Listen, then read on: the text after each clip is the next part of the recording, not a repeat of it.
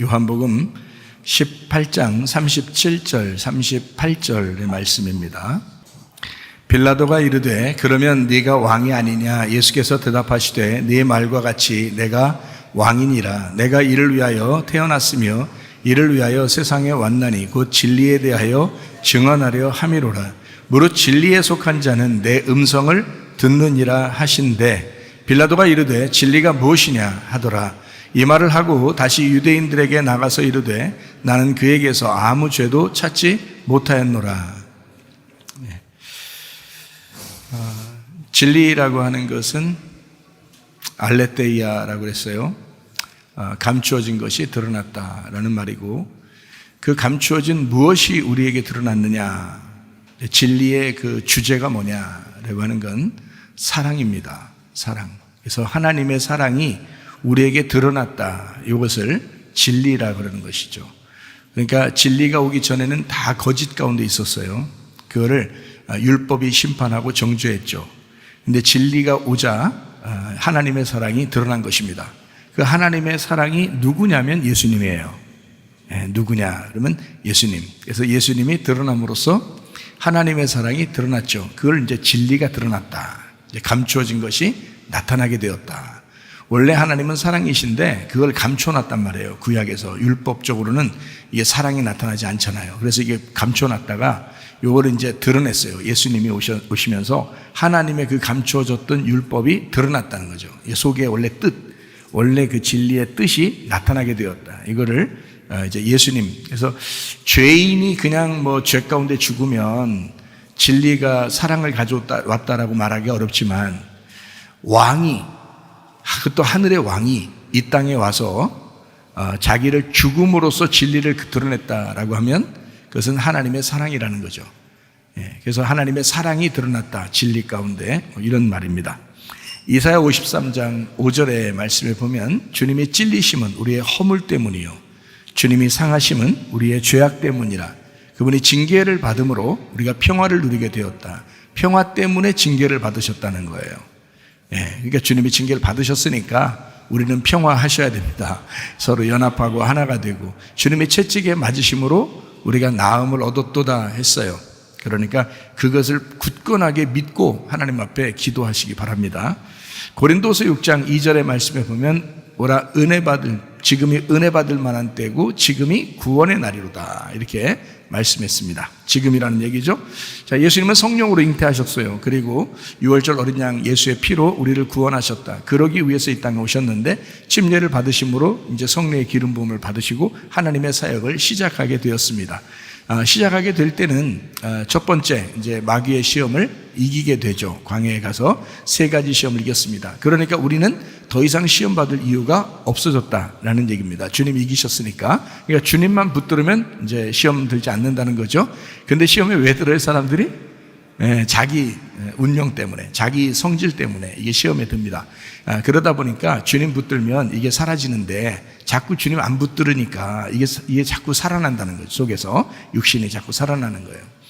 그래서 시험을 이기셨어요. 그리고 3년 반 동안 주님 천국 복음을 잘 증거하시고 귀신 쫓아내고 병 고치고 하다가 십자가 못 박혀 돌아가시면서 우리의 모든 사망도 다 끝내셨습니다. 그러니까 더 이상 죽을 이유도 없는 거예요. 우리가 영생하는 거죠. 그래서 예수를 믿는 사람은 멸망하지 않고 영원히 사는 영생을 하게 하렴이라 이렇게 말씀을 했습니다. 그래서 우리가 예수를 믿는 사람들이 되어야 되겠죠. 우리 거듭난다라는 말이 물과 성령으로 거듭나야 된다는 말은 땅에서 태어난 사람이 하늘로서 다시 태어나야 된다는 말입니다. 제가 누차 설명을 하는 이유는 이게 복음이기 때문에 그렇습니다.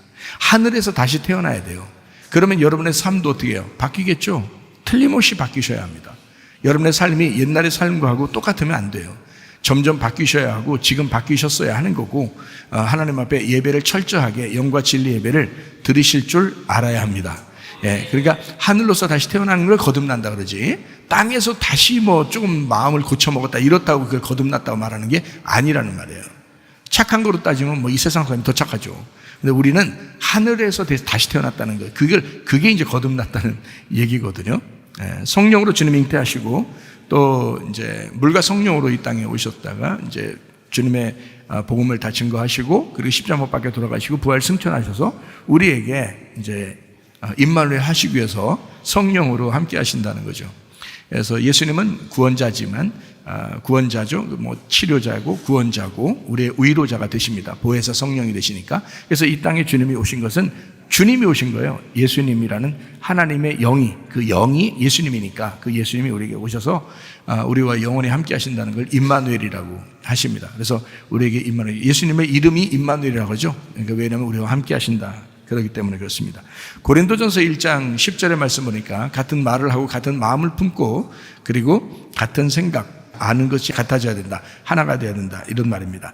그러니까 이 다양한 이 세상, 바벨론 같은 이 세상에서 우리를 건져두시고 하나님의 영의 말씀으로 살게 하시는 하나님, 그 교회와 가정에서 서로 하나가 되기를 원하시는데 어떻게 하면 하나가 되느냐면 같은 말을 하고 같은 마음을 품고 같은 생각을 가지고 같은 뜻을, 같은 판단을 가지고 있으면 되는 것입니다. 히브리 13장 8절에 예수는 기름 부음 받은 메시아 그리스도라고 했습니다. 어제나 오늘이나 영원토록 그런 예수님은 그리스도가 되신다라고 말씀했습니다. 사도행전 4장 12절에 다른 이름으로서는 우리에게 구원 주실 만한 이름이 없다. 오직 예수님만 구원자가 되신다라고 했습니다. 그래서 이 땅에는 평화가 되고 하늘에서는 영광이 됩니다. 그래서 하나님은 우리에게 짐을 지시고 책임감을 가지시죠. 가정을 이렇게 만들면 책임이 있죠. 부부가 책임을 가지고 또 자녀를 낳으면 더 책임감이 무거워지죠. 그래서 책임감이 무겁다는 말을 영광이라 그렇게 말하는 겁니다. 영광. 성경에 말하는 영광은 막 이렇게 노는 걸 영광이라고 하는 게 아니고요. 하나님이 책임감을 갖는다라는 것을 영광이라고 그렇게 말해요. 하나님의 책임감 가지면 가지 많은 나무에 바람잘 날 없다는 말이 왜 그러면 무겁다는 거죠. 책임감이 무겁다. 이거를 영광이라 그렇게 말하는 거예요. 그리고 이제 그 영광이 예수님으로 인하여 다 이루었다. 죽으실 때 다 이루었다. 그러면 그 영광이 이제 찬양이 되는 거죠. 그 영광이 기쁨이 되고 찬양이 되죠. 그러니까 하나님은 영광이요, 땅에서는 기뻐하심을 받은 사람들이 평화로다. 그래서 서로 연합시키고 하나님하고 떨어졌었는데 이제 하나로 만드는 이제 그런 것이 되었다. 주님이 강보에 싸셔서 이 땅에 이제 구유로 오신 것은 우리의 먹잇감으로 그리고 죽기 위해서 오셨다는 것을 우리에게 표적으로 나타내 주었다라는 것을 우리는 배웠습니다. 마태복음 1장 21절 23절에 보면 예수님은 임마누엘 되신다라고 그렇게 말씀하시고요. 예수님은 그리스도시고 영원히 예수님은 그리스도가 되신다. 사도행전 5장 42절의 말씀 보면 그들이 날마다 성전에 있든지 집에 있든지 예수는 그리스도라고 가르치기와 전도하기를 그치지 아니했다. 요게 전도 방법이었어요. 초대교회는요, 다른 전도 방법이 없었습니다. 요거로만 딱 전도했어요. 예수는 그리스도다. 요 얘기만 했는데 사람들이 울며 불며 회개하고 전도가 되었습니다. 왜냐하면 그 사람들은 성경을 이미 알고 있는 사람들이거든요. 성경을 이미 알고 있는 사람들이니까 너희가 죽인 예수가 너희가 기다리던 메시아 그리스도다라고 하는 것을 설명해 줌으로써 사람들이 예수를 믿게 된 거예요. 그래서 초대교회는 이런 식으로 전도한 겁니다. 지금은 뭐 이런 식으로 얘기했다고 전도되는 건 아니죠. 지금은 별 방법을 다 써도 많이 전도되지는 않는 시대에 우리는 살아가고 있어요. 마지막 때라 그런 것입니다. 여러분의 신앙생활을 먼저 바르게 가짐으로써 여러분 주변에 있는 사람들을, 가족, 친지, 친구들, 또 주변에 있는 이웃들, 또 그런 사람들을 전도하는 그런 사람들이 되셔야 합니다. 그냥 막 전도해서 우리 교회 나와라 그러면 사람들이 좀 시험에 들 수도 있어요. 그러나 여러분이 잘 아는 사람들을 교회에 이렇게 인도하게 되면 그러면 뭐 시험 들 이유가 없죠. 여러분을 잘 아니까. 여러분이 신앙생활을 잘하고 그러면서도 이제 기독교인의 삶을 잘 살다 보니까 그 사람들이 그 모습을 보면서 쫓아오는 거거든요. 네, 삶으로 이렇게 표현이 되니까 쫓아오는 거잖아요. 네, 그렇게. 예수는 영원한 밝은 빛이 되신다 했습니다. 주님은요, 우리 안에 들어오실 때 그 말씀이 빛이죠. 그래서 민수기 8장 2절에 말씀을 보니까 7 등대가 되는 예수님의 영이 그 7 등대, 매일의 양식을 비추는 7 등대가 되신다. 그래서 그 7 등대는 빛을 내는 거잖아요. 그래서 우리 그 빛을 성경에서 빛이라고 하는 걸 로마서 13장 12절 14절에 빛의 갑옷이라고 했는데 그게 바로 그리스도다라고 14절에 말씀하고 있단 말이에요. 그러니까 빛의 갑옷이라고 하는 건 그리스도다 이렇게 표현하기 위해서 로마서 13장 12, 14절에 말씀한 거고요. 에베소서 6장 11절 13절의 말씀에는 전신갑주라는 말이 나와요. 그래서 머리끝에서 발끝까지 말씀으로 준비되는, 그래서 말씀으로 준비된 그 사람을 전신갑주를 입었다 이렇게 표현해요. 그러니까 전신갑주를 왜 입냐면 마귀하고 대적하기 때문에 그런 거거든요. 그럼 마귀가 어떤 놈인데? 마귀는 어둠이니까 그런 거예요. 마귀는 어둠이니까 전신갑주를 입어서 빛의 갑옷으로 대적을 해야 된다는 거예요. 그래서 무장만 하면, 옷을 입고서 무장만 하면요, 그러면 이제 마귀를 대적할 수 있거든요. 자, 우리가 하루하루 이게 살아가는 거는 한 번도 가본 길이다, 가보지 못한 길이다. 예, 오늘 하루도 지금 점심때가 되면 저녁 때는 우리가 한 번도 가보지 않은 시간이에요. 내일은 뭐 더더욱 그렇고요. 그러니까 한 번도 가보지 않은 길은 우리에게 빛이 아니라 어둠이죠. 왜냐하면 가보지 않았으니까 모르는 시간을 지금 가잖아요. 그러니까 그 모르는 시간을 갈 때 빛이 없으면 어둠 가운데 넘어지죠. 그래서 빛이 항상 필요해서 빛을 날마다 비춰야 된다는 거예요. 그 빛을 비추는 이유가 뭐라고요? 양식을 먹기 위해서예요. 양식을 먹기 위해서. 그 양식을 먹어야 기진하지 않죠. 그래서 양식을 먹음으로써 이렇게 가야 된다. 그래서 빛의 갑옷, 전신갑주, 이건 무장이죠. 이제 요한계시록에서는 신부가 흰 세마포를 입었다. 흰 세마포는 색깔이 다 빠졌다는 얘기고, 그게 진리를 입었다라는 말입니다. 진리를 입었다. 그러니까 진리라고 하는 것은 빛을 얘기합니다. 그러니까 사랑이죠. 사랑은 겉으로 표현되는 거잖아요. 빛은 겉으로 표현되는 걸 말합니다. 빛이 가만히 숨겨져 있는 걸 빛이라고 말하지 않죠. 빛은 반드시 새어나오게 돼 있어요. 빛은 어둠 가운데 반드시 비추이게 돼 있단 말이에요. 비추는 것을 표현이라고 그러죠. 다시 말하면 하나님의 진리는 겉으로 사랑으로 표현이 되게 돼 있다는 거예요. 그러니까 부부가 진정한 믿음, 서로가 신뢰를 하고 인정하고 그 진리 가운데 참된 거짓이 없는 그런 삶을 살게 되면 사랑으로 표현하게 돼 있다는 거죠. 부부도 마찬가지예요. 그러니까 그리스도와 우리가 서로 부부죠. 그러면 그리스도라는 신랑과 나라는 신부가 빛 가운데서 서로 사랑하게 되는 건 당연한 거란 말이죠. 표현하는 겁니다.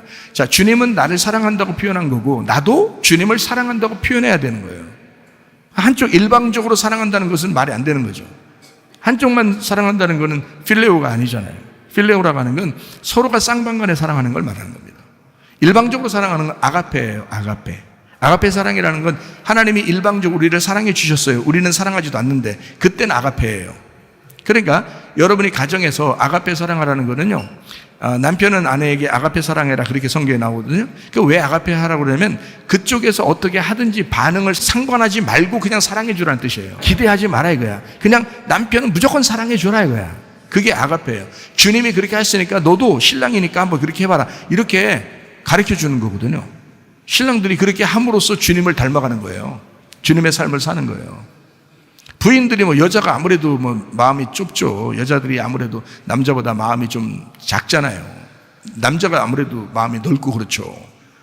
마음을 넓고 이렇게 품어주고, 그게 다 남자가 하는 거지. 여자가 막 품어주고 그래요? 남자가 막 징징 짜고 울고 막 이러면서 이렇게 막 여자가 얼른 오세요 하면서 품어주고, 가끔 그럴 수도 있어야 되는데, 어쨌든 남자가 품어주고 여자는 징징거리기도 하고 뭐 그러는 거잖아요. 그렇게 징징거리고 사랑하는 표현을 안 해도 사랑해 줘야 된다. 이거를 아가페 사랑이라고 합니다. 그러나 성경은 우리에게 실질적으로 친구 간의 관계, 보아스와 룻이라고 하는, 룻이라는 그 이름이 친구예요. 그러니까 보아스를 만나서 둘이 부부가 됐을 때 이 말은 서로 필레오 사랑을 얘기하는 겁니다. 서로가 사랑하는. 그래서 가족은, 부부는 특별히 쌍방간에 사랑을 표현하는 거예요. 그러면 사는 겁니다. 우리도 그리스도에게 사랑을 표현하며 살아야 돼요. 주님 반드시 우리에게 사랑을 표현하며 살죠. 우리도 주님 앞에 내가 정말 주님을 사랑합니다. 이거 사랑합니다 말만 하면 안 되겠죠? 주여 주여 한다고 총 가는 게 아니라 아버지의 뜻대로 행해야 되잖아요. 남편과 아내가 둘이 사랑합니다 말만 해보세요. 아침 일어나도 사랑한다, 오후에도 사랑해, 저녁에 알지 사랑하는 거, 이렇게 하고 끝났다. 이거 말이 안 되죠. 표현이거든요. 사랑은 말로만 하는 게 아니란 말이에요. 눈으로 하는 거예요. 그죠? 어쨌든 마음적으로, 행동으로 사랑을 표현하는 겁니다. 그게 빛이라고 하는 거예요. 그 빛. 그래서 빛과 사랑은 같은 거예요. 그러니까 진리라고 하는 하나님의 본질은 사랑이라는 빛으로 표현되는 것이다. 그래서 진리라는 말씀이 빛으로 오신다. 그래서 말씀, 생명, 빛, 진리, 어린 양, 이렇게 되는 거예요. 이게 요한복음 1장에 말씀하는 것입니다. 자, 그래서 우리 전신갑주라고 하는 그 빛의 갑옷은 그 진리의 말씀을 준비하는 거예요. 그러면 뭘로 나타나는 거다? 이게 빛으로 나타난다. 이게 사랑으로 나타나게 돼 있다. 그러니 여러분이 교회 다니면 반드시 사랑하게 돼 있죠. 부부가 특별히 교회를 같이 오면 너무 좋죠. 왜냐하면 사랑하게 돼 있으니까. 말씀을 듣고 그 말씀에 순종하려고 그러면 얼마나 사랑하겠어요. 그게 감사하죠. 그러니까 남편을 빨리 전도하셔야 되는 사람도 있겠죠. 아내를 전도해야 되는 사람도 있겠죠. 부모를 전도해야 되는 사람도 있겠고, 자녀를 전도해야 되는 사람도 있을 겁니다. 같이 교회 다니면서 그 말씀을 듣게 되면 그 진리 가운데 살게 되고, 그러면 서로 사랑하게 되어 있습니다. 그 표현이니까 너무 감사하죠. 주님 안에서 반드시 그런 삶을 살아가셔야 합니다. 오늘도 전혀 모르는 그 어둠 가운데 우리는 빛의 등불을 켜야 돼요. 그래서 뭐 때문에? 양식을 먹어야 되기 때문에. 하나님은 그 양식을 먹는 거에 굉장히 관심이 많죠. 그래서 마태복음 14장에는 오병이어에 대한 축복이 나옵니다. 그때 사람들을 불쌍히 여겼다라는 주님의 마음이 있고요. 그 다음에 마태복음 15장에는 또 칠병이어의 축복이 나옵니다. 역시 그것도 하나님 안에서 주님이 굉장히 그 불쌍히 여기고 사랑했다는 그런 표현이 성경에 나와 있습니다. 마가복음 2장에는 안식일 날 제자들이 막 이렇게 밀 이삭을 따먹고 막 이렇게 했을 때 그 주님께서 사무엘상에 나오는 그 다윗과 그의 일행이 제사장들만 이렇게 그 만질 수 있는 그 떡을 달라고 함으로써 그것이 율법적으로는 어김이 있지만, 그러나 사실은 하나님 안에서 배고픈 사람이 그게 먼저다라고 하는 것을, 예수님의 그 마음이 그렇다는 거예요. 그 진리는 사랑이 표현되는 거잖아요. 그러니까 진리가, 제가 지금 말하는 핵심 아시겠죠? 진리가 오는 것은 사랑이 표현되어야 되는 거란 말이에요. 그래서 예수님이 자기가 진리니까, 그러니까 이 안식일 날 밀밭에서 이거를 그 까먹는 게 그게 더 중요한 거지. 그 율법 지키는, 안식일 날 그 율법 지키는 게 뭐가 그렇게 중요하냐, 이런 얘기를 한 거예요. 그러니까 율법이 먼저냐, 복음이 먼저다.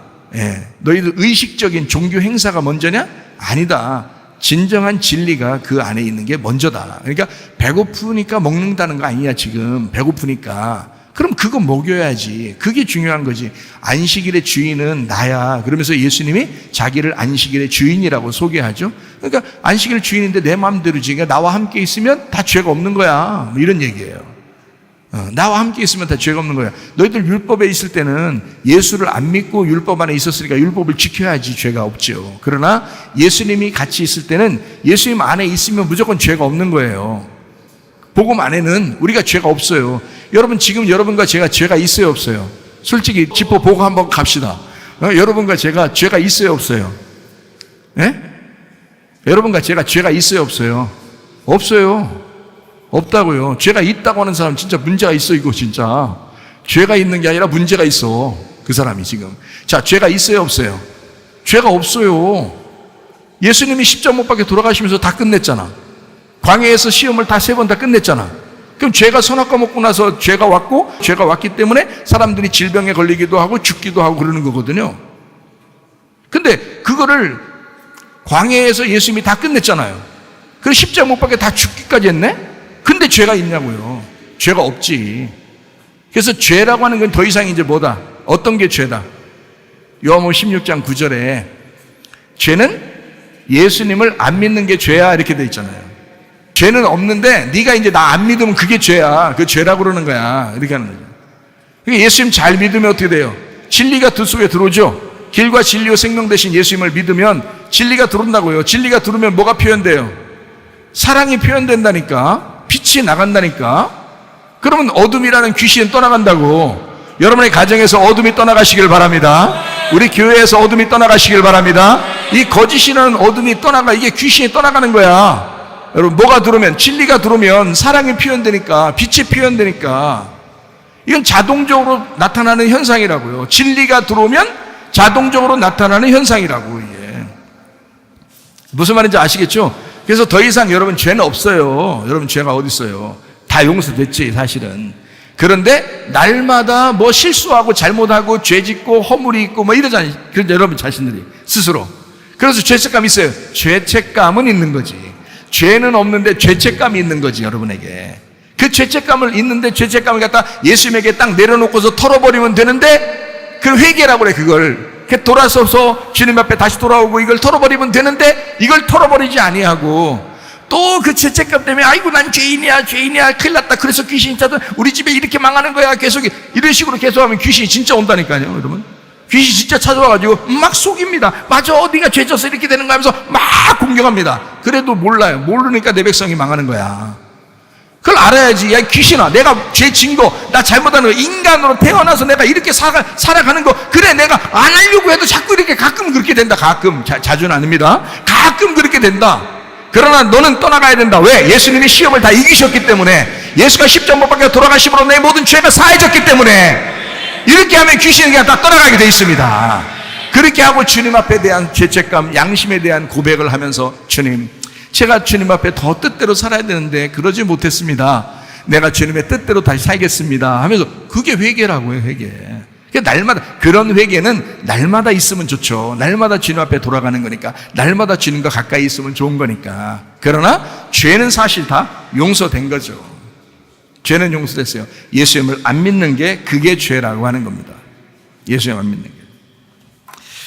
마가복음 2장의 21절 22절에 새 천조각을 낡은 옷에 붙이지 않는다 그랬습니다. 새 포도주를 낡은 가죽 부대에 넣지 않는다 그랬습니다. 그래서 새 천조각과 새 포도주는 예수님을 말하고, 낡은 가죽 부대하고 낡은 옷은 종교 생활을 의미합니다. 율법이라고 하는 종교 생활. 그래서 새 포도주는 새 가죽 부대에 집어넣어야 된다라고 말하는 것은, 새 포도주라고 하는 그리스도를 새 가죽 부대라고 하는 교회 생활에다가 집어넣어야 된다. 그러니까 너희가 그리스도의 몸된 교회가 돼야 된다. 네 속에 그리스도가 오게 되면 너는 그리스도의 몸된 교회가 돼야 된다. 그래야 무너지지 않는다라는 이런 얘기예요. 그래서 예수를 믿게 되면, 예수가 들어오게 되면 너는 생활 방식이 다 바뀌어야 된다는 말입니다. 자, 어린 양 되신 예수님은 진리라고 그럽니다. 그러나 짐승은 거짓이라고 그래요. 이 어린 양 되신 신랑 되신 예수님, 그 예수님이 진리이기 때문에 그 진리를 받아들인 사람을 거룩한 신부라 그러고요, 그 거룩한 신부하고 신랑 되신 진리이신 예수님 어린 양은 서로 사랑하게 됩니다. 예, 그래서 요한복음 13장 34절 35절에 서로 사랑이라는 말, 이걸 새 계명이라고 그러죠. 그리고 짐승이라고 하는 것은 거짓이고, 이 거짓을 받아들인 사람이 더러운 영을 가진 음녀입니다. 그래서 이 음녀는 짐승하고 서로 미워하게 돼요. 요한계시록 17장 16절에 말씀하는 것입니다. 그래서 짐승은, 거짓은, 음녀는 미움이 앞서 나가요. 그러나 신부는, 어린 양은, 그 진리는 사랑이 앞서 나가요. 그러니까 여러분 자신들이 속에 뭐가 있는지를 확인해야 되겠죠. 자꾸 확인해, 점검하셔요. 교회 와서 집에서 참 점검이 안 되거든, 교회 오면 또 점검시켜 주니까 또 점검하신다고요. 그래서 말씀을 자꾸 점검하셔서 여러분이, 내 속에 사랑이 있어야 되겠구나. 사랑이 없으면 뭔가 문제가 있는 거, 뭔가 어둠이 있는 거구나, 내 속에. 이걸 깨달아야죠. 그래서 자꾸 등불을 꺼치지 말고 자꾸 등불을 켜셔야 됩니다. 예, 그러면 밝은 빛이 여러분에게 오게 되고, 그 주님과 우리가 서로 사랑하다가 주님 만나는 것입니다. 그래서 깨끗한 영, 그리고 더러운 영이라고 하는, 이것이 두 개 나누어져 있어요.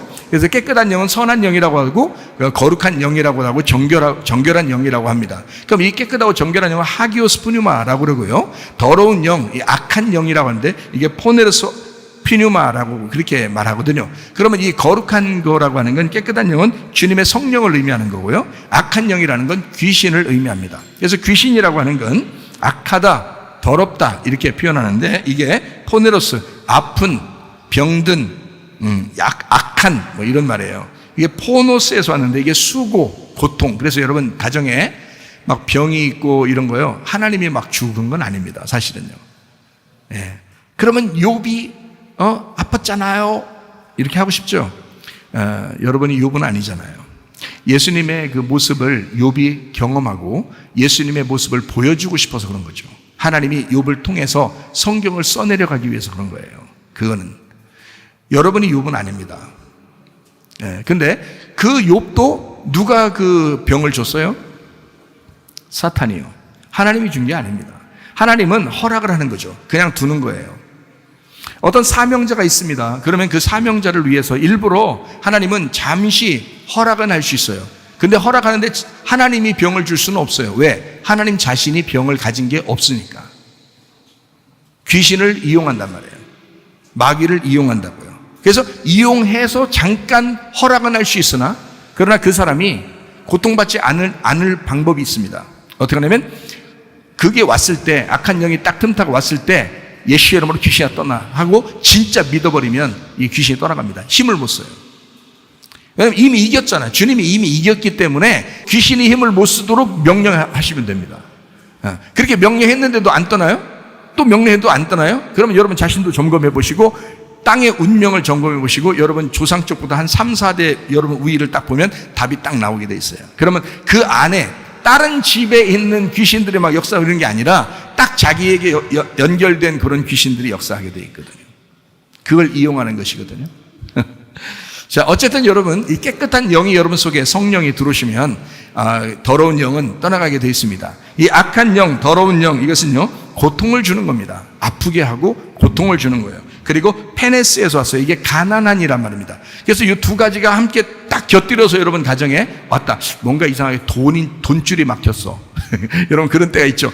돈줄이 막혔어. 근데 몸도 아파. 이러면 이건 그 악한 귀신이 들어온 겁니다. 악한이라는 그 악한 포네로스 푸뉴마 할 때 그 악한이란 단어가 병든 것과 가난을 가져오거든요. 이 두 개가 딱 맞물리면 그 악한 귀신이 들어온 겁니다. 그러니까 그럴 때는 어떻게 하느냐? 여러분 자신의 몸을, 마음을 정결하게 성령으로 깨끗하게 하시면 돼요. 성령의 충만함으로 깨끗하게 하시면 돼. 말씀이 충만하도록 하시면 돼. 말씀 충만하게. 이 방법이 없어요. 다른 방법이. 왜냐하면 그 귀신이 들어올 때는요 작정하고 들어오는 거거든요. 속이려고 작정하고 들어오는 거야. 그러니까 우리가 해결을 못해. 그러니까 여러분 뭘로 충만해야 된다? 말씀 충만, 성령 충만하셔야 돼. 진짜 하나님 먼저 그 나라와 그의 의를 구하시면 돼요. 그러면요 귀신이 막 떠나갑니다. 그렇게 해서 떠나보내는 거예요. 귀신이 힘을 못 쓰게 해서, 힘을 나약하게. 그러면 하나님을 자꾸 붙드니까 이쪽에서 자기를 붙들었으면 좋겠는데 안 붙들거든요. 막 서로 미워하고 막 싸우고 이랬으면 좋겠는데 서로 사랑하려고 자꾸 한단 말이에요. 기도를 안 했으면 좋겠는데 자꾸 기도하려고 한단 말이에요. 말씀을 안 들었으면 좋겠는데 자꾸 말씀 들으려고 한단 말이에요. 이 귀신이 힘을 쓸 수가 있어야지. 그래서 막 한번 막 더 아프게 했다가 더 갓난하게 했다가 막 한번 작동을 해요. 작동을 하다가 떠나. 힘 없어서 안 따르니까 자기를. 그러면 이제 떠나버려요. 그러니까 여러분의 가정에 가난과 그 질병이 다 떠나가셔야지. 그죠? 그런 거 가정에 있으면요 힘들어요. 돈줄 막히잖아요. 힘듭니다. 몸 이렇게 그 혈관 막히듯이 병이 딱 오잖아요. 힘들어요, 여러분. 이 두 가지가 동시에 오게 되면 악한 귀신이 틈탄 거다. 그러면 여러분 예수의 이름을 붙들고 믿음으로 승리하시기를 바랍니다. 요한복음 18장 37절 38절의 말씀이요. 진리가 무엇이냐라고 빌라도가 질문을 하죠. 38절에. 그렇죠? 그러니까 진리가 무엇이냐라고 질문을 했을 때 그때 예수님의 그 죽음이 진리다라고 하는 것을 예수님 말씀하는 겁니다. 나는 왕이야. 나 왕 맞아. 왕이지만 내가 죽으러 왔어. 이거 진짜죠. 이거 진짜죠. 원래 죄인이 죽는 거면 별거 아니죠. 원래 죄인이니까 죽는 거지. 그런데 예수님은 왕이에요. 하늘의 왕이야 그것도. 근데 이 땅에 와서 죽었다. 이건 진리죠. 이거는 감추어졌던 하나님이 나타난 거잖아요. 이건 진리란 말이에요. 그래서 예수님의 죽음으로 그 진리를 나타냈다. 이것이 하나님의 사랑입니다. 자, 진리는 사랑을 가져온다라고 분명히 얘기했어요. 그러니까 진리의 주님은 뭐 하러 오셨다는 얘기예요? 사랑하러 오셨다. 그 주님이 누구를 사랑해요? 여러분과 저를 사랑하신다는 말입니다. 그러니까 우리를 그 진리가 이 땅에 오셨는데 우리는 진리를 배우려고 그러고 진리를 믿으려고 그러는데 우리를 포기하겠어요? 안 하겠어요? 절대 포기하지 않으십니다. 절대 포기하지 않는 그 예수님을 붙들고 승리하시기를 바랍니다. 절대 우리를 포기하지 않아요. 그러니까 여러분이 자꾸 놓치는 거지. 여러분이 자꾸 땅의 운명을 따라가는 거고 여러분이 귀신 따라가는 거고 귀신이 주는 생각 그런 거짓에 여러분 속아 넘어간 거지. 솔직히 예수님만 붙들면요 그 사랑이 오게 되어 있습니다. 그 진리가 찾아오게 되어 있습니다. 그러면 그 주님 안에서 하나님의 사랑, 하나님 자신이 우리에게 사랑이 되기 때문에 진리라는 하나님, 말씀이라는 그 진리라는 하나님은 사랑입니다. 이렇게 말한 거예요. 그래서 하나님은 사랑이다 라고 하는 게 진리라는 말씀이 그게 하나님이죠. 진리라는 말씀이 사랑이야 라는 말이에요. 그러니까 진리는 사랑이다 이렇게 보는 거죠. 여러분 안에 진리가 충만하시기를 바랍니다. 출애굽기 12장에 21절부터 27절까지 말씀에 보면 유월절 어린 양의 피로 우리 그 하나님의 백성들을 구원하셨다. 그 피를 볼 때에 유월하셨다라는 말이 나옵니다. 이제 그걸 구원이라 그러죠.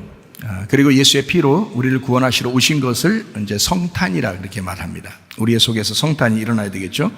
출애굽기 12장 38절 말씀에 보니까요.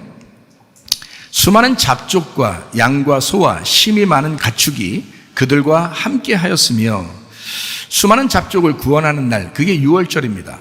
다시 말하면 그렇게 오신 것을 성탄절이라고 그러죠. 그러니까 성탄절과 유월절은 같은 것이다, 이렇게 말할 수 있습니다.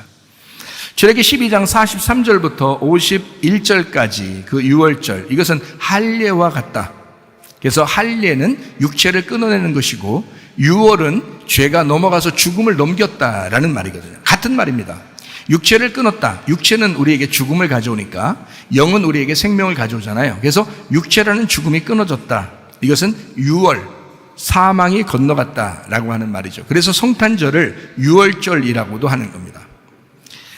자, 우리가 하나님의 아들로 각자 태어나는 날, 이거를 성탄절이라고 그래요. 이거를 각자 크리스마스다, 이렇게 말합니다. 그래서 어린 양이 내 안에서 죽은 근거가 있는가? 여러분 안에. 그걸 회개라고 그러거든요. 내 안에 진정한 성탄이 있는가? 다시 말하면 내가 죽음을, 그 예수 그리스도가 나 때문에 대신 죽으셨다는 그것이 진짜 내 속에서 사무치도록 있느냐? 이거를 진짜 구원이라 그래요.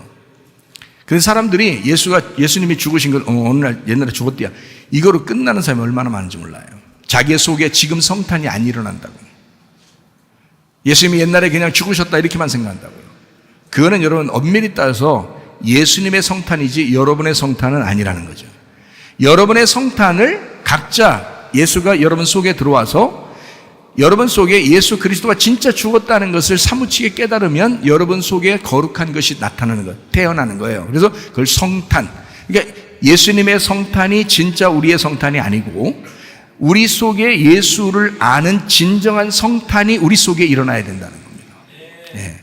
그걸 유월절, 마음의 할례라고 말씀하는 겁니다. 자, 그래서 이제 우리가 구원받잖아요. 성탄이 일어나잖아요. 그러면 주님을 위해서 살고 싶을까 안 할까요?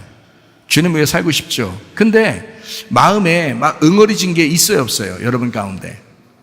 살다 보면 마음에 응어리진 거, 그래서 그거를 막 회개하고 그러죠. 하나님 앞에 막 회개하고, 기도할 때마다 회개합니다. 근데 회개하는데 잘 돼요, 안 돼요? 잘 안 돼요. 왜 안 되냐면 그게 가시이기 때문에 그래요. 가시가 드러난다. 그러니까 이 가시를 없애달라고 하나님 앞에 기도를 하는데 기도 잘 이해 안 돼. 그렇죠? 그러면 그게 왜 그러느냐? 바울이라고 하는 사람이 사탄의 가시가 있었어요, 없었어요? 있었죠. 사탄의 가시가 있었어요. 그러니까 하나님의 가시가 아닙니다. 사탄의 가시예요. 고린도 후서 12장 7절부터 9절까지 말씀입니다. 여러 계시를 받은 것이 지극히 크므로 너무 자만하지 않게 하시려고 내 육체의 가시 곧 사단의 사자를 주셨으니 이는 나를 쳐서 너무 자만하지 않게 하려 하심이라. 이것이 내게서 떠나가게 하기 위하여 내가 3번 주께 간구하였더니 나에게 이르시기를 내 은혜가 네게 족하도다. 이는 내 능력이 약한 데서 온전하여짐이라 하신지라. 그러므로 도리어 크게 기뻐함으로 나의 여러 약한 것들에 대하여 자랑하리니 이는 그리스도의 능력이 내게 머물게 하려 함이라 그랬습니다. 하나님은 바울에게 그의 능력이, 그의 은혜가 족하도다 하셨습니다. 고린도 전서 15장 31절 말씀을 보면 형제들아 내가 그리스도 예수 우리 주 안에서 가진 바 너희에 대한 나의 자랑을 두고 단언하노니 나는 날마다 죽노라. 바울은 자기가 날마다 죽는다 했습니다. 자, 바울이라고 하는 사람이 가시가 있었어요. 근데 제거해달라고 하나님은 제거하지 않습니다. 근데 이 가시가 사탄의 가시라 그렇게 말을 해요. 그럼 뭔가 응어리진 게 있었다는 얘기예요. 뭔가 속에 이게 불편한 게 있었다는 거예요. 그러니까 여러분 가운데서도 늘 불편하고 이런 게 있죠. 불편하고 그러는 게, 그러면 하나님 앞에 기도합니다. 근데 기도하는데 잘 해결이 안 돼요. 근데 이런 사탄의 가시가 바울에게 있었던 것 같아서 여러분도 스스로 내게 사탄의 가시를 없애주시옵소서. 이거는 여러분이 어느 정도 수준이 돼야 되냐면 바울 정도 수준이 돼야 그렇게 기도할 수 있는 겁니다. 한마디로 말하면 여러분은 속에 사탄의 가시가 아니고 여러분이 가지고 있는 자존심이에요. 그거는 사탄의 가시라고 볼 수 없어요. 사탄의 가시는 누구한테 주는 거냐면 진짜 은혜 받은 사람이에요. 사명자들. 사명자들은요, 죽었다 살아난 사람들입니다. 거의 다.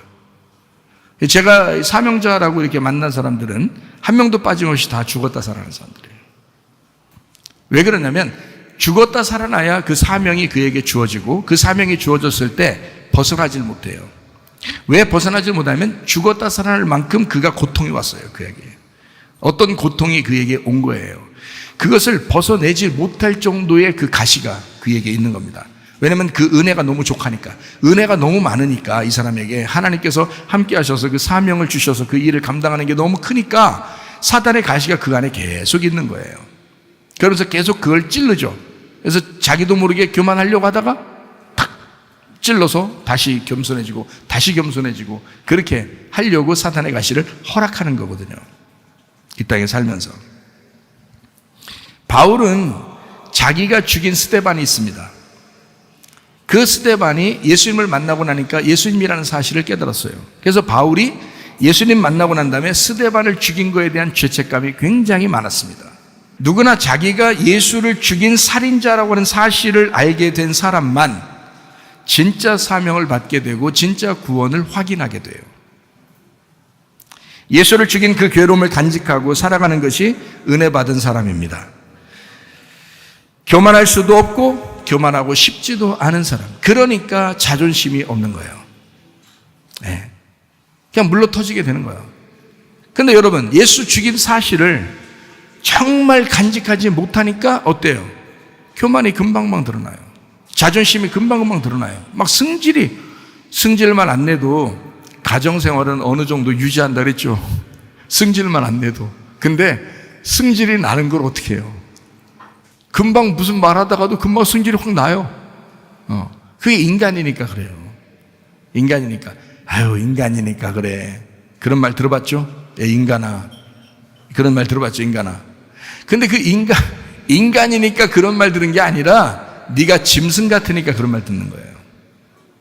인간으로, 사람으로 살아라겠지 짐승으로 살아라고 하지 않았잖아요. 짐승은 그냥 막 으르렁거리고 막 싸우려고 그러고 막 덤비고 이러잖아요.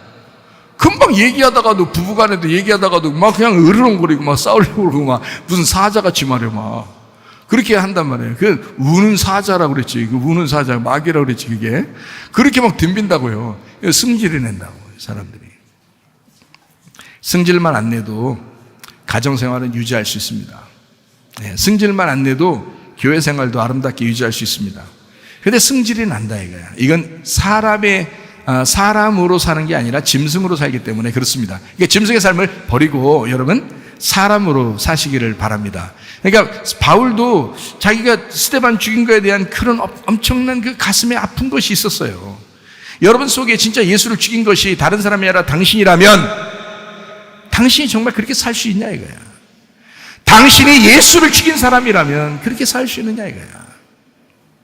나는 내가 예수님 죽인 걸 나는 정말 목격했거든요. 나는 내가 예수님을 죽였다는 걸 전혀, 그래도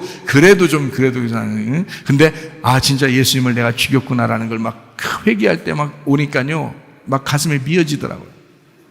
내가 죽였습니다. 내가 죄인 중에 괴수입니다. 막 말이 저절로 나오더라고요. 바라바는 어땠을까요? 예수님과 바라바가 둘이 잡혔거든요. 그랬을 때 바라바는 살려주고 예수님을 죽였잖아요. 그러면 바라바는 누구 때문에 사는 거예요? 예수 때문에 사는 거예요. 그러니까 바라바는 예수를 죽이고 자기가 사는 거야. 그죠? 우리가 아마 조사해보지 않았지만 분명히 바라바는 나중에 예수님 믿었을 겁니다. 자기가 죽였다는 사실을 자기가 깨달았잖아요. 바라바가 살고, 살인자 바라바는 살고 예수님은 죽었어요. 자, 살인자 바라바가 누구일까요? 누구예요? 나예요. 내가 살인자 바라바라고. 자, 바라바를 살리기 위해서 예수님이 대신 죽었어요. 둘 중에 누구 살릴까 했더니 바라바 살려주고 예수 죽이자는 거거든요. 그러면 나라는 바라바하고 예수님하고 둘이 있을 때 누가 사는 거예요? 내가 사는 거 아니에요. 예수님 죽이고. 그러면 나 때문에 예수님이 죽은 거 아니야. 나 살리려고 예수님 죽은 거 아니에요. 옛날 그 시대에 바라바만 왜 생각하냐고. 바라바 같은 강도 같은 나를 생각해야지. 내가 예수를 죽이고 내 대신 예수님이 죽으셨잖아요. 그 십자가. 궁극적으로 바라바가 죽인 것입니다. 다시 말하면 빌라도가 죽인 게 아니라 바라바가 죽인 거예요. 그렇잖아요? 둘 중에 하나를 선택하라고 했으니까 바라바 선택하고 예수를 죽인 거니까 바라바가 죽인 거죠. 그러면 여러분과 제가 예수님하고 우리가 누굴 살리기 위해서 누가 죽었다고요? 우리 살리려고 예수님 죽었다고요. 그러면 결국엔 내가 예수를 죽인 거나 마찬가지죠. 그게 우리들이라고. 그렇게 회개하고 살아가는 사람들이 우리들이라고요.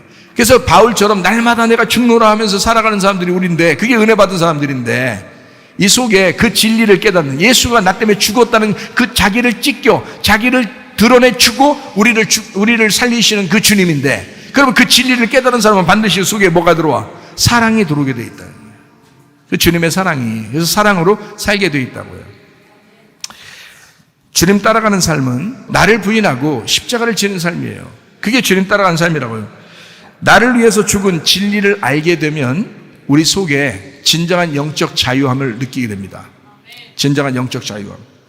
진정한 자유로 살려면 진리를 알아야 됩니다. 그래서 진리를 알면 참 자유하게 된다. 요한복음 8장 32절에 말씀합니다.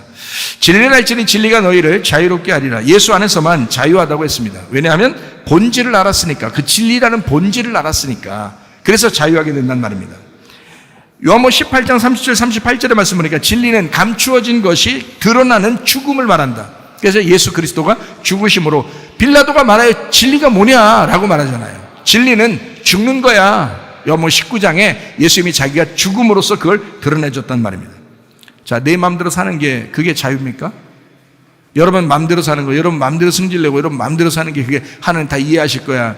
이해는 하시죠. 네가 짐승같이 사는 거, 그건 이해하시죠. 그러나 네가 진짜 그리스도를 믿었고 너는 정말 진리 가운데 산다면, 네가 진짜 진리이신 예수님을 받아들였다면, 거짓된 음료가 아니고 진짜 진리를 받아들인 신부라면, 그럼 너는 네 마음대로 살 수 없다는 말이에요. 너는 네 마음대로 살 수 없단 말이에요. 뭔 자유가, 그 자유가 아니라 그게 방종이라고 그러죠. 예수 그리스도 안에서 포기당하셔야 합니다. 죽임 당하셔야 합니다. 진리 가운데 여러분 자신들이 스스로 포기당하셔서 자유를 깨달아야 된단 말이에요. 예수라는 그 자유를, 죽어도 벗어날 수 있다는 그 자유함, 예수 그리스도. 그건 예수님밖에 그 자유가 없었거든요. 진정한 자유인이 예수님이에요. 막 방종하며 살면서 자기가 난 자유니까 난 내 마음대로 살아도 참 불쌍하죠. 그게 무슨 자유예요. 그 방종이라 그럽니다. 성경은 주님 안에서 진리 가운데 살아야 된다고 말씀합니다. 그래서 제가 여러분에게 진리를 말하잖아요. 그러면 어떨 때는 가슴이 막 찔리죠. 제가 알아요. 앉아서 가슴 찔리는 것도 알아요. 또 어떤 사람은 맞아 그러면서 막 기분이 확 좋아지죠. 똑같은 말씀을 하는데, 그러니까 결심하시고 말씀을 들으면요, 그 믿음이 여러분과 화합합니다. 말씀이 여러분과 화합해요. 그러면 그 믿음이 그 말씀을 받아들이게 돼요. 그러면 주님의 믿음으로 이게, 그러면 여러분이 자유하게 되거든요. 그게 진짜 자유입니다. 성경대로 살아야 된다. 진리는 성경대로 살아야 된다는 것을 말합니다. 진리는 한마디로 말하면 뭘 말한다? 죽는 걸 의미한다. 자기를 부인하고 십자가를 지고 살아야 마땅하다. 마가복음 8장 34절 말씀입니다. 무리와 제자들을 불러 이르시되 누구든지 나를 따라오려거든 자기를 부인하고 자기 십자가를 지고 나를 따를 것입니다. 내가 죽임당하면 다른 게 다 크게 보이죠. 근데 자기가 안 죽으면 자기가 그렇게 크게 보이는 거예요. 그래서 다른 사람들을 자꾸 무시하게 되죠. 다른 사람들을 더 크게 볼 수 있도록 내 자신을 죽여야 된다고, 내 자신을 줄여야 된다고. 그게 진리 안에서의 참 자유입니다. 양심이 살아있는 삶의 자유. 여러분 다 양심이 있기 때문에 양심적으로 자유해야 되거든요. 그게 진정한 자유니까. 양심적으로 뭔가 이건 아닌데 그러면서도 막 그냥 대충 그렇게 살아간다고 한다면 자유하지 않아요. 여러분 괴롭습니다. 그러니까 기도할 때마다 회개 나오고, 기도할 때마다 이건 아닌데 이건 아닌데 알면서도 이 기도도 잘 안 나오죠. 마귀가 자꾸 입을 막아버리죠. 왜냐면 말을 못하니까. 말을 못, 자기가 생각해도 자기가 아니거든. 자기가 생각해도 이건 아닌데 자꾸 마음속에 오잖아요. 하나님 창조의 질서대로 살아가는 사람은 자유합니다. 복음을 만나면 그래서 자유하다고 그러는 겁니다. 율법에 거하면 자유하지가 않습니다. 복음 안에서만 자유합니다. 율법은 두 가지 기능을 가지고 있거든요. 하나는 거룩함이고 하나는 심판입니다. 그리고 율법은 선과 악을 나눕니다. 그래서 하나는 거룩함이고 하나는 심판을 말해요. 율법이라고 하는 거예요. 율법에 선한 점이 있습니다. 이것은 울타리를 쳐준다는 점에서 우리를 보호하고 지키고 거룩하게 살게 하려고 규칙을 정하는 것을 율법이라고 그렇게 말을 해요. 율법에 그 악한 점이 있습니다. 이것은 우리를 억압하고 억눌러서 죄인을 만들고 죽이기 위해서 법을 정하는 것. 이게 율법이라는 악조건입니다. 그러나 율법이라는 선한 조건도 있어요. 뭐냐면 우리를 보호하고 지키고 우리를 울타리를 쳐주기 위해서 율법이 필요한 것입니다. 율법은 껍질입니다. 다시 말하면 율법은 바로 나예요. 그게 율법이에요. 그러면 율법의 핵심이 뭐예요? 율법의 핵심은 복음이라는 알맹이입니다. 율법의 핵심은. 그러면 복음은 뭐예요? 율법은 나고 복음은 뭐예요? 너야. 그게 복음이야. 자, 옆에 사람 쳐다봐 보세요. 자, 율법은 나고 복음은 너야. 자, 그렇게 한번 마음속으로 말해 보시라고요. 옆에 쳐다보면서. 자, 율법은 나고 복음은 너야. 쑥스럽습니까? 반대로 하고 싶어요? 율법은 너고 복음은 나고 이렇게 하고 싶어요? 그래도 여러분 오늘은 이렇게 한번 따라해 보는 것도 좋아요. 율법은 나고 복음은 너야. 다시 말하면 껍데기는 나고 내 속에 진짜 알맹이는 너야. 이거 엄청난, 주님은 그렇게 사신다고요. 주님의 생각이 그러시다고요. 그러니까 우리의 생각은 완전히 달라. 자, 우리 주님께서 우리 보고 뭐라고 그래요? 이웃사랑이라고 하는 것이 율법의 완성이다. 그렇게 말하죠. 로마서 13장 10절 말씀입니다. 사랑은 이웃에게 악을 행하지 아니하는, 그러므로 사랑은 율법의 완성이다. 그러죠. 왜? 율법은 나고 사랑은 이웃이니까. 그죠? 복음은 이웃이고 율법은 나고, 그러니까 나라는 율법은 복음이라는 이웃에게 사랑할 때 이게 완성이 되는 거죠. 자기가 자기를 위해서만 살면요, 그 방탕한 거지. 자기가 남을 위해서 사는 거, 이게 완성이죠. 무슨 말인지 아시겠어요? 예수님은 자기를 위해서 살까요? 우리를 위해서 살까요? 우리를 위해서 살지. 복음은 그런 거라고요. 진리는 그런 거라고요. 여러분, 거짓으로 속지 마시기 바랍니다. 자기 자신을 위해서 사는 게 아니라 상대방을 위해서 살아가는 거예요. 결혼은 왜 해요? 자기 행복하려고 사는 사람들은 잘못 결혼한 겁니다. 결혼은 왜 하는가 하면 상대방을 행복하게 해주려고 결혼한 거예요. 이게 결혼해서 나중에 죽을 때쯤 되면 이해가 돼요. 무슨 말인가. 저는 죽었다 살아났기 때문에 이게 이해가 된 거고, 여러분은 죽을 때쯤 돼서 이해가 돼요. 이 말이 무슨 말인가. 그러니까 미리 알려줄 때 그런가 보다 하고 그냥 그렇게 살면 되죠. 그렇게 살면. 그래서 율법은 나고 복음은 너야, 이렇게 살면 됩니다. 복음이라고 하는 두 가지 기능은 생명에서 흘러나오는 것입니다. 복음이라는 기능은요, 그래서 복음은 사랑과 은혜입니다. 자, 율법은 뭐라고 그랬어요? 율법이라고 하는 것은 심판과 거룩이라고 그랬죠. 그러니까 거룩함과 심판. 그러니까 이게 율법은 상당히 거룩한 거예요. 깨끗한 겁니다. 율법은요, 하늘에서 내려온 거기 때문에 율법이 깨끗하고 거룩한 거예요. 근데 이 율법에 너희들이 지키지 못하고 거침이 되면 이건 죽음을 가져와요. 그래서 심판을 가져온다고요. 무슨 말인지 알겠어요? 근데 복음이라고 하는 것은 그럼에도 불구하고 너를 사랑해 줄 거야 라는 게 복음이에요. 그럼에도 불구하고 너에게 은혜를 베풀어 줄 거야 하는 게 복음이에요. 그러니까 복음의 두 가지 기능은 사랑과 은혜라는 거죠. 율법의 두 가지 기능은 거룩함과 심판이고요. 복음은 사랑과 은혜입니다. 예수 그리스도이십니다. 그 복음이요. 구약의 기름 부음 받은 메시아로서 천국의 복음을 전파하기 위해서 오신 분, 바로 예수 그리스도. 복음은 메시아 그리스도의 죽음이라는 그 진리의 값으로 이 땅에 오신 겁니다. 값을 안 치르고 우리를 구원한 게 아니에요. 값을 다 치르고 우리를 구원한 것입니다. 내 안에 들어오시는 것이 유월이며 성탄입니다. 그러니까 내 속에 들어와 진정으로 나를, 그 진리는 나라는 율법을 벗겨내고 예수라는 복음을 끄집어내는 겁니다. 이게 진리라는 거예요. 자, 진리를 좀 더 이렇게 여러분에게 자세하게 설명을 하려고 지금 얘기를 하고 있는 중인데, 진리는 나를 벗겨내고 내 속에 있는 예수를 끄집어내는 것입니다. 이거를 진리라고 그래요. 여러분, 진리를 알아야 사랑이 나오는 거예요. 사랑을 그냥 막 사랑합니다, 나 사랑합니다. 근데 그 사람이 왜 미워하냐고요. 좀 지나서. 왜 그러냐면 진리가 속에 있지 않은 상태에서 껍질로 사랑하기 때문에 그런 거예요. 내가 사랑하기 때문에 그런 거예요. 속에 있는 진리로 사랑을 해야 되는데 그 사랑이 아니고 그걸 아가페 사랑이라고 그러거든요.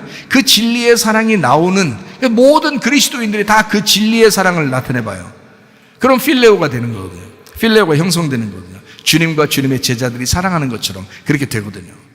근데 이게 속에 이 진리가 있지 않고 자기 껍질로 자꾸 사랑하라고 하니까 사랑합니다, 사랑합니다 하니까 이게 안 되거든요. 율법으로 껍질로 사랑하니까 그게 안 되는 거거든요. 그러니까 이번 한 해에 여러분 가정과 교회가 서로 하나가 되시기를 바랍니다. 서로 사랑하고 하나 되고 화합하고 연합하고 평화를 이루고 이게 샬롬이에요. 이게 솔로몬이라고. 이게 연합, 에이레네라는 연합이에요.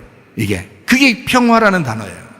우리가 다 평화로운, 땅에는 평화 그러잖아요. 하늘에는 영광이고 땅에는 평화. 예수님이 하나님께서 무거운 짐을 지시고 우리의 죽으신 것은 너희가 다 평안하게 하려고, 너희가 다 평안하고 행복하고 기쁘게 해주려고 내가 그렇게 하신 거였는데, 주님이 그렇게 무거운 짐을 다 지셨는데 우리가 평안하지도 않고 행복하지도 않고 기쁨도 없고 슬프고 미워하고 이러면 그 주님의 죽으심이 너무 헛되잖아요. 그래서 그런 거야. 저도 안타까워서. 우리 주님을 대변해 주는 사람이잖아요. 제가 주님을 변호해 드리잖아. 성령님이 또 그렇게 하잖아요. 성령님은 예수님을 변호해 드리는 그런 것이 성령이거든요. 그러니까 성령이 우리 속에 들어와서 자꾸 얘기를 해주잖아요. 하나님은 이러신 분이니까 우리 이렇게 사십시다 라고 얘기해 줘야 되잖아요. 가정이 서로 그냥 무슨 개 닭 쳐다보듯이 쳐다보고 말도 안 하고 그게 무슨 가정이에요. 말이 안 되지. 교회에서도 그렇게 닭이 개 쳐다보듯이 안 되지. 서로 사랑해야지. 닭이 닭을 쳐다보고 개가 개를 쳐다보듯이 이렇게 이게 절미도 보니까요. 개 이렇게 보니까 옆에 사람이 지나가는 건 쳐다보지도 않다가요. 개만 지나가면 막 쳐다보더라고요.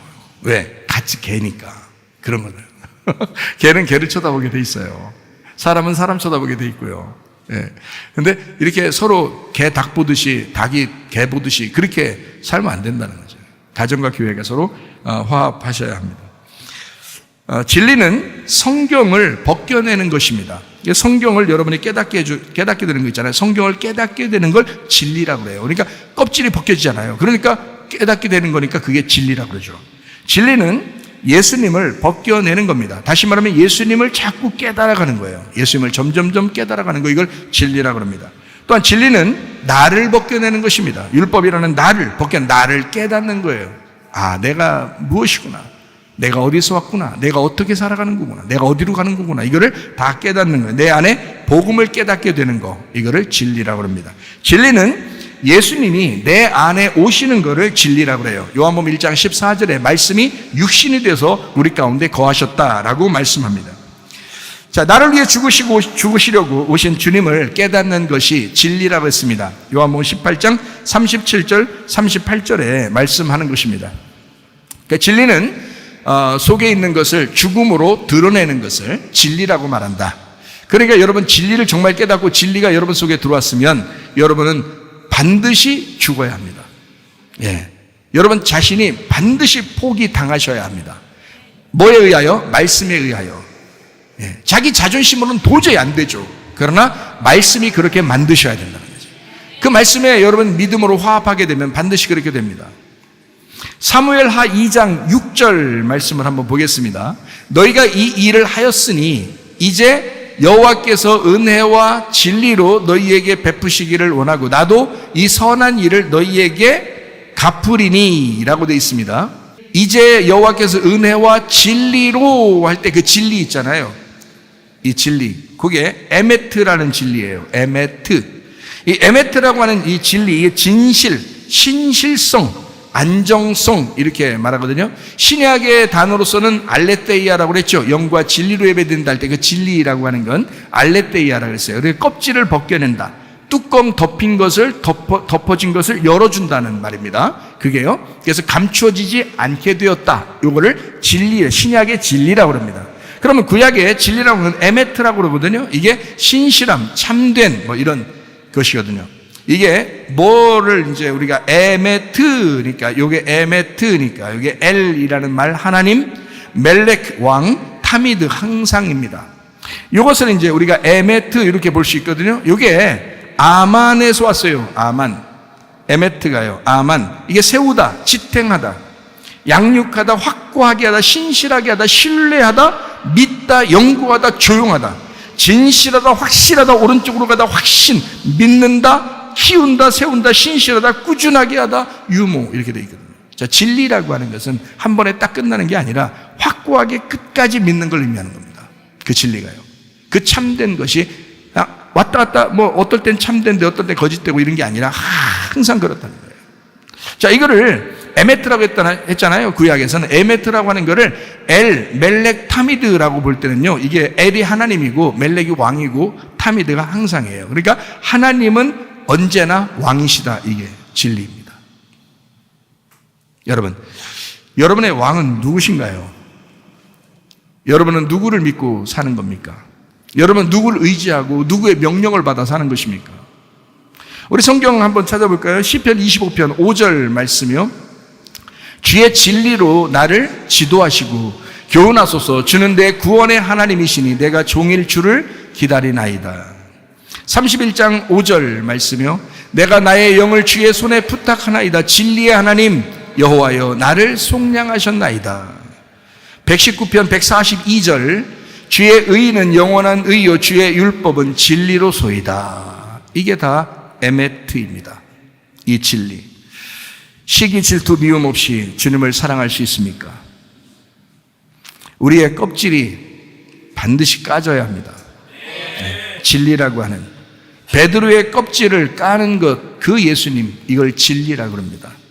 베드로의 껍질을 껍질 까는 예수님이 찾아오면, 진리가 찾아오게 되면 사명을 깨닫습니다. 여러분의 껍질을 뒤집어 버리고 여러분의 껍질을 열어주고 여러분의 껍질을 까면, 그러면 사명이 찾아옵니다. 여러분에게. 여러분 인생 한 번 살아요. 진짜 하나님의 사명대로 살다가 주님 만나시기를 바랍니다. 한 번 인생 사는데, 저도요 늦게 깨달아서 얼마나 후회했는지 몰라요. 그래도 다행한 것은 주님, 내가 하루를 살더라도 주님의 천국의 문지기로 사는 것이 이렇게 좋사오니 라고 하루가 첫날같이 살고 있어요. 여러분, 젊은 사람들은 일찍 깨달아서, 이런 진리의 말씀을 일찍 깨달아서 그 주님을 만나게 되면, 베드로가 껍질 까져서 주님 만난 것처럼 사명을 깨닫게 되면 얼마나 좋을까. 그 사명대로 산다는 게 얼마나 좋을까. 저는요, 우리 성도들도 훌륭하시지만 여러분이 있고 없고를 떠나서 제가 목사로서 정말 행복하게 살고 있다고 했잖아요. 언제 죽어도 주님 만나도 나는 기쁘다. 왜? 내가 그 사명 가지고 살아가고 있으니까. 내가 그 진리 가운데 살아가고 있으니까 너무 행복하다는 거예요. 그러면 우리 교회에서 목사만 그런 사람으로 살다가 갈 것인가? 아니죠. 억울하죠. 여러분 성도들도, 여러분 모두도, 말씀을 듣는 여러분도 모두 다 그 진리 가운데 살다가 주님 만나시기를 바랍니다. 요한복음 21장 15절부터 17절까지 말씀 우리 설명하고 마치도록 하겠습니다. 그들이 조밥 먹은 후에 예수께서 시몬 베드로에게 이르시되 요한의 아들 시몬아 네가 이 사람들보다 나를 더 사랑하느냐 하시니 이르되 주님 그러하나이다. 내가 주님을 사랑하는 줄 주님께서 아시나이다. 이르시되 내 어린 양을 먹이라 하시고 또 두 번째 이르시되 요한의 아들 시몬아 네가 나를 사랑하느냐 하시니 이르되 주님 그러하나이다. 내가 주님을 사랑하는 줄 주께서 아시나이다. 이르시되 내 양을 치라 하시고 세 번째 이르시되 요한의 아들 시몬아 네가 나를 사랑하느냐 하시니 주께서 세 번째 네가 나를 사랑하느냐 하심으로 베드로가 근심하여 이르되 주님 모든 것을 아시오매 내가 주님을 사랑하는 줄을 주님께서 아시나이다. 예수께서 이르시되 내 양을 먹이라 그랬습니다. 여기 아가파오라고 물어봤습니다. 주님이 네가 날 사랑하느냐? 베드로가 대답합니다. 주님 내가 필레오 사랑합니다. 주님이 다시 물어봅니다. 네가 나를 아가파우스 하느냐? 주님 제가 필레오로 사랑합니다. 두 번째 대답했습니다. 세 번째 주님께서 질문합니다. 그럼 네가 나를 필레오 한다는 말이냐? 베드로가 잠시 숨을 멈춥니다. 그리고 주님 앞에 고백합니다. 주님 제가 필레오 합니다. 예수님께서 마지막에 왜 필레오로 물어봤을까? 자기는 필레오로 물어봐도 핑계할 수 없다는 것을 알기 때문입니다. 왜냐하면 필레오는 서로가 저쪽에서 날 사랑해 주니까 내가 사랑한다는 것이 필레오라고 그러거든요. 주님이 먼저 죽기까지 사랑했기 때문에 그럼 내가 이렇게 사랑한 것이 그래서 너도 나를 사랑할 수 있는 거냐라고 물어보는 것은 아가페 사랑과 같은 거예요. 주님의 입장에서는 자기는 진짜 죽었잖아요. 자기는 이미 죽고 그리고 부활해서 만난 거잖아요. 그렇게 사랑했잖아요, 이미. 그래서 필레오로 질문한 겁니다. 베드로가 주님 제가 필레오합니다. 주님이 나 사랑해줘서 그래서 한 것 같아요. 주님이 안 사랑해줬을 때는 제가 그렇게 못했던 것 같아요. 그런 생각을 못했어요. 그런데 주님이 나를 위해서 죽으셨을 때 이제 주님 죽으심을 보고 이제 알았습니다. 내가 주님을 죽였군요. 내가 3번이나 그 주님을 배반하고 모른다 했습니다. 예수님이 부활하시고 난 다음에 베드로에게 찾아왔어요. 이것은 요한복음 21장에 찾아온 것이거든요. 근데 예수님 부활하시고 난 다음에 여러분이 잘 알듯이 제자들이 모여있는 곳에 찾아왔죠. 제자들이 모여있는 곳에 찾아와서 너에게 평강이 있을지어다 얘기했거든요. 옛날 같으면 베드로야 잠깐 나와봐라 해서 베드로한테 뭔가 얘기했을 거예요. 근데 베드로한테 얘기를 안 한 거예요. 여러분이 베드로라면 어떨까요? 지금 예수님을 3번 부인했어요. 그리고 도망쳤어요. 근데 예수님은 진짜로 죽은 거예요. 그리고 부활하셨다 그러는 거야. 근데 찾아왔어요. 자기를 차라리 불러서 너 왜 그때 그랬느냐 하면서 혼냈으면 차라리 마음이 편할 거예요. 근데 아무 말 안 하는 거예요. 아무 말 안 하고 그냥 가시는 거예요. 베드로 마음이 어떻겠어요? 여러분이면 어떻겠어요? 무너지는 거야. 베드로 마음이 무너지는 거야. 도마가 없었었기 때문에 도마가 다시 나타나서 도마가 왔을 때 그때 예수님이 또 나타났어요. 그래 놓고 베드로하고 얘기는 안 해요. 그리고 도마하고 얘기합니다. 옆구리에 뭐 넣어봐라, 손도 만져봐라 막 이럽니다. 베드로가 분명히 옆에 있었을 거예요. 어땠을까? 예수님이 베드로하고 얘기 안 합니다. 베드로는 그 자리에서 엉엉 울고 싶었을 거예요. 왜 예수님이 날로 모른 척하지? 왜 나한테 얘기 안 하지? 내 마음은 이렇게 찢어질 것 같은데, 내 마음은 이렇게 슬픈데 왜 예수님 나한테 얘기를 안 하지? 괴로웠을 거예요. 그 괴로워 죽을 것 같은 진짜 마음속으로 찢어져 죽은 그 베드로에게 주님이 다시 나타난 겁니다. 그래 놓고 사랑을 물어보는 겁니다. 네가 나를 사랑하느냐? 베드로가 뭐라고 대답해요?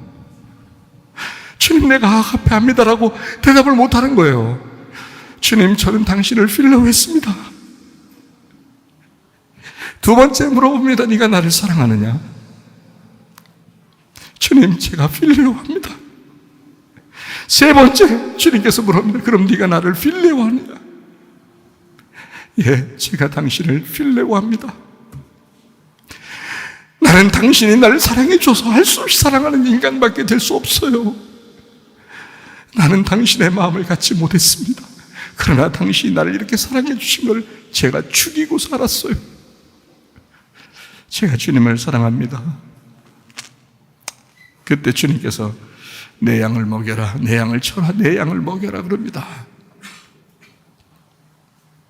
주님의 양을 기꺼이 베드로에게 맡기시는 겁니다. 왜? 죽었다가 살아났으니까. 죽었다가 살아났으니까. 죽음의 고통을 겪었으니까.